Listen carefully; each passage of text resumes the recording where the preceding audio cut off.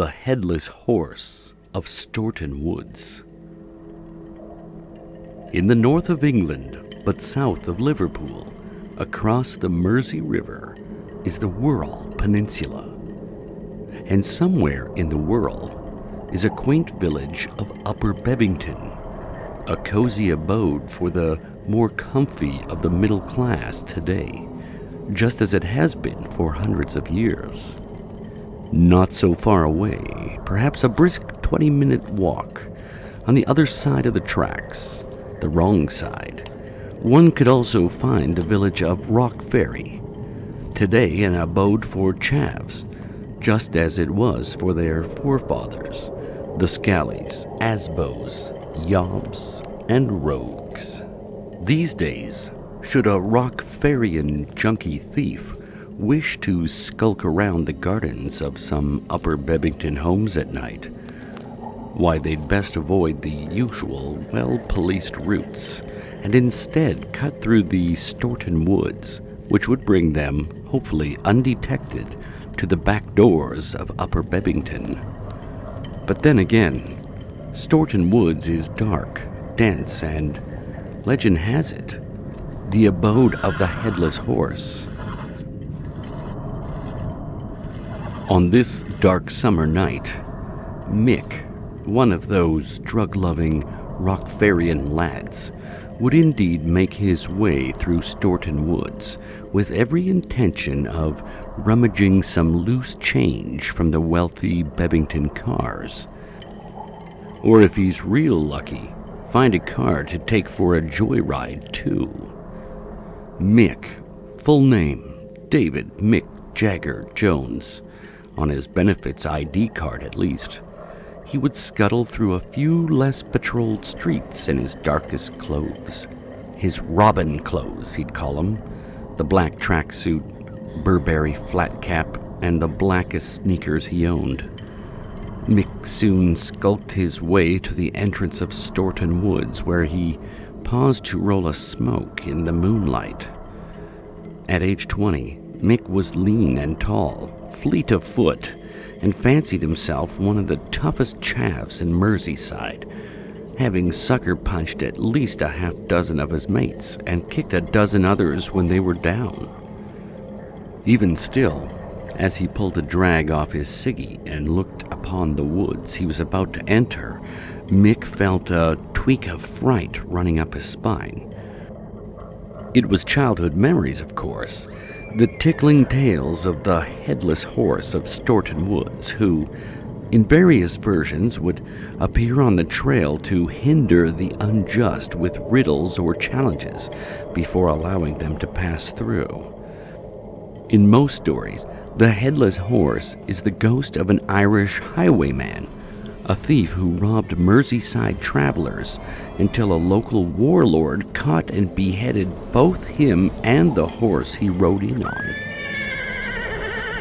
Mick pulled an angry drag off the fag and encouraged himself.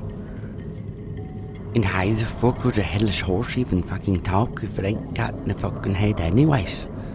How fucking shite it is. Come on, Mick. Let's fucking do this.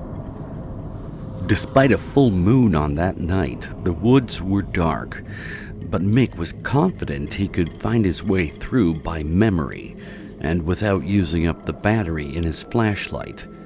He'd need that to peer into cars later on, you see.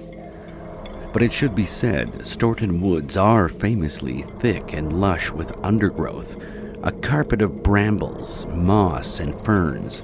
That meant Mick had to stay on the designated trails, which, just minutes into the hike, Mick realized he didn't quite remember as well as he thought.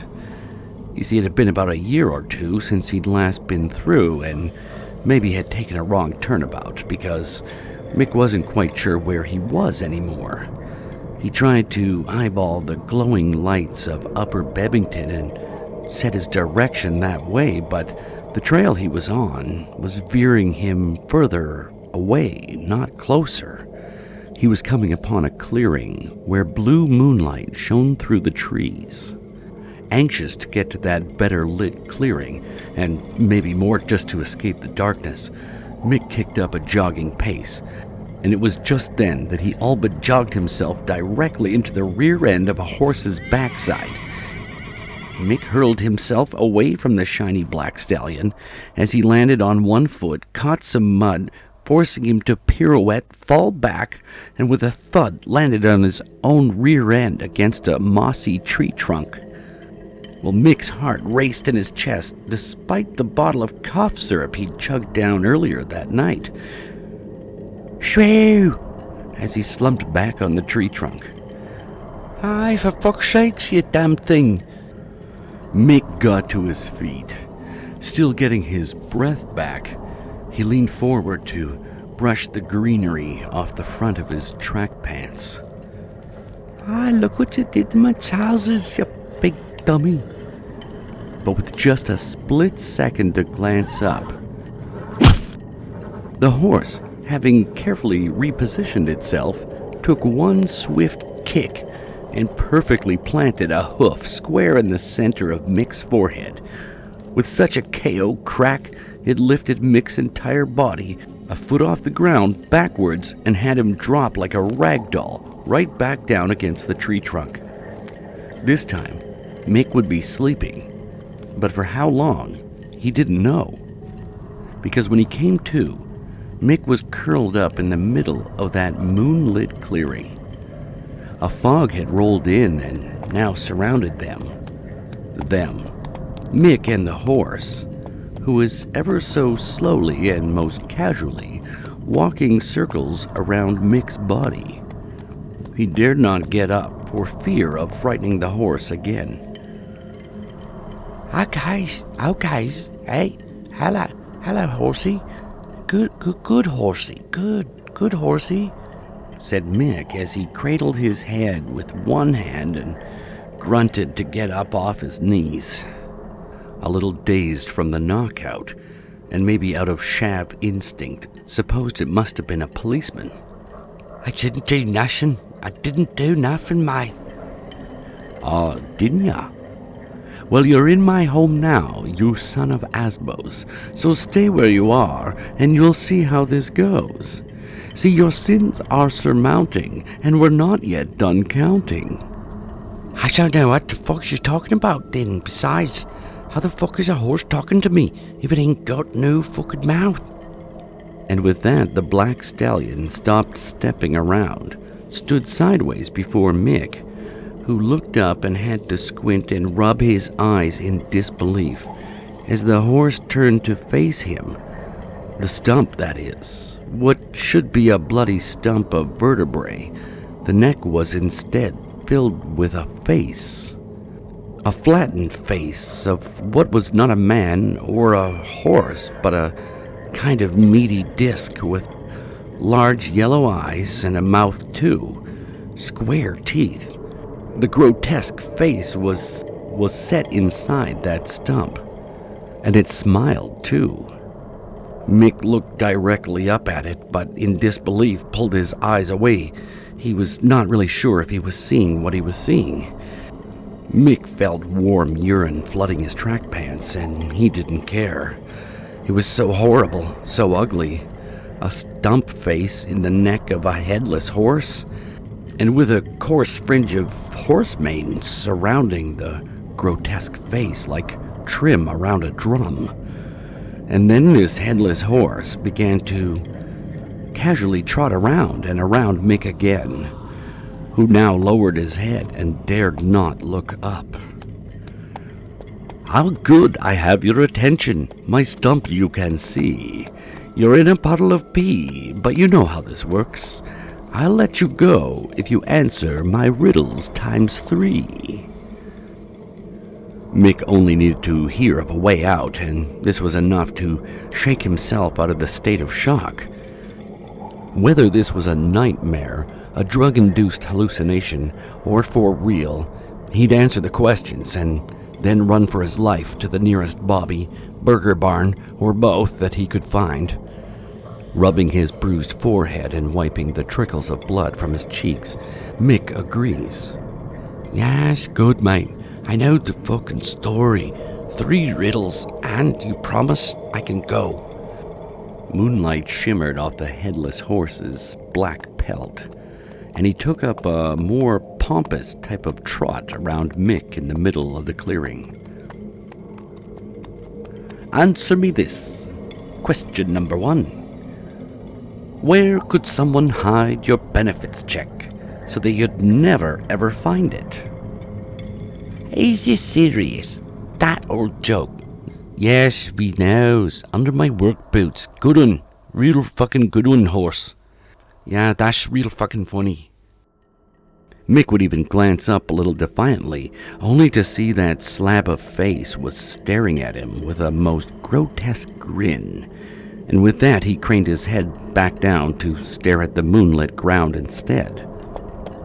Congrats to you. Now riddle number 2, said the horse, back to his cocky trot. What is hard and hairy on the outside, soft and wet on the inside? And since you're as dumb as stew, I'll give you a clue. The word begins with C and ends in a T. Now, laddie, what is your answer for me? Yeah, it's you.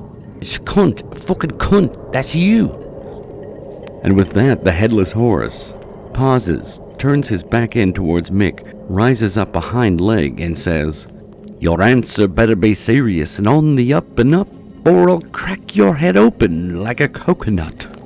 And then it dawned on Mick. Wait, is it a coconut? Is it really a coconut?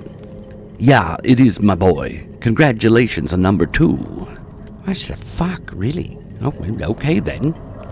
Riddle me 3, announced the headless horse, now in a fancy trot around the foggy moonlit clearing. Yeah, go on. The more you take, the less you have. Oh, what am I? Well, now Mick was so close to freedom from the nightmare he was in, so he made the most genuine effort, murmuring the riddle to himself, firing whatever brain cells he had left undamaged by drugs and the blows to the head. He was sure he'd heard this before, but what was the answer? The headless horse mocked him by trotting even faster and cockier circles around him, and then in slow motion it turned its stump to grin mockingly at Mick. Come on, lad. The more you take, the less you have. What is it? Hang on. Give me a fucking minute now. Yeah, you take more of this, right? But then you have less. Yeah, okay, I know this one. Mick was in a state of stupefied concentration. He wouldn't notice the headless horse had come to a stop behind him, its neck stump looking upward at the moon's position in the sky. Hang on now, just give us a minute. You can take this, but it's got less the more you take. Oh, you poor soul. Do you need another minute to mull? Yes, just let me take my fucking time, you big ugly fucker. You want to take more time, do you? Asked the horse. No, I don't think I stuttered, did I? He's heard me.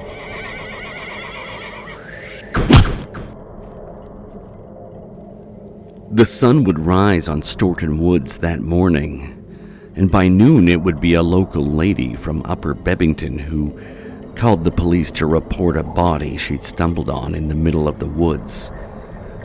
Police would arrive to find the body of a local Chav, one that was well known to the police, folded over, face down in the mud, his clothes soiled in mud and urine and all the signs of a blunt object beating. The discovery would be no surprise to the police, who regarded these woods as a late-night hotspot for junkies and drug deals gone wrong.